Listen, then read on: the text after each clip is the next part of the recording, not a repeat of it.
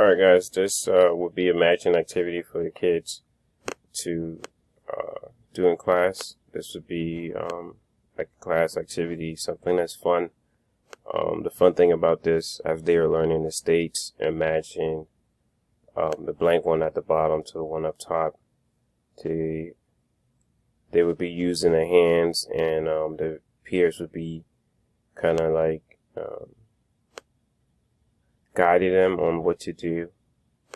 I think another thing would make this fun was making this timed, like how quick somebody can match a state and find this state on here.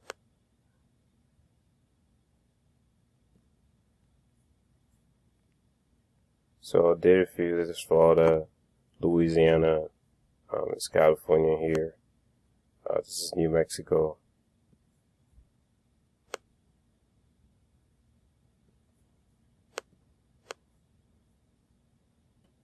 Texas would go here.